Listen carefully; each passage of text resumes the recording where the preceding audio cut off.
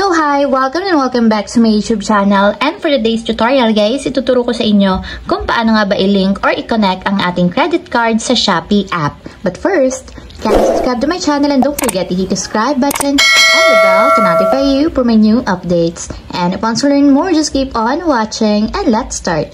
So yun guys, for today's video, i-open lang muna natin ang ating Shopee app or yung ating Shopee account. And then, pagka-open guys, mula dito sa pinakang homepage, itap lang natin yung me or yung profile ng ating Shopee account para mapunta tayo sa pinakang timeline.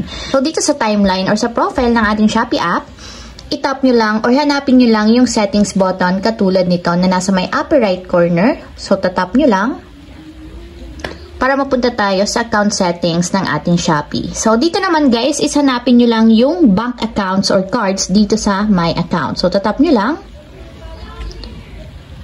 And ayan guys, after ma-open ang bank account and cards, itap nyo lang dito is yung add new card. So, tap lang natin.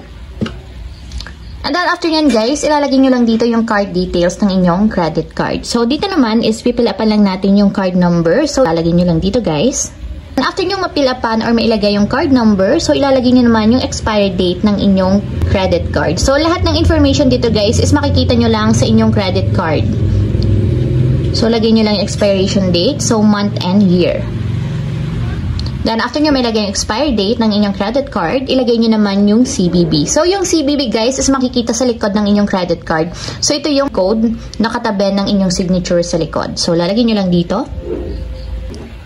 Then, after nyo may lagay guys, yung card number, expiry date, CVV number, and then after nyan, last is yung inyong name sa card. So, lagay nyo yung inyong name na naka-indicate sa inyong credit card. So, after nyo malagay yung name on card, itap na natin guys dito yung submit. So, double check nyo guys yung information, especially sa card number and then sa CVV. Dapat tama and hindi kayo magkakamali dyan kasi hindi yan ma-approve once na nagkamali kayo ng lagay ng card details.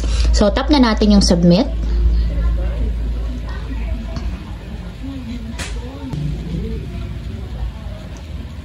And ayan guys, kung makita nyo, add card success. So, successfully naka-add na yung ating credit card dito sa ating Shopee account. So, pwede nyo gamitin yung inyong credit card once na magpe-payment kayo sa Shopee. So, ayun lang guys. Ganun lang kasimple kung paano nga ba mag-link or i-connect ang ating credit card sa Shopee app. If you have a question, kindly comment down below and don't forget to hit the subscribe button and the bell to notify you for new updates. And thank you for watching! Living life, every day, late at night, not okay.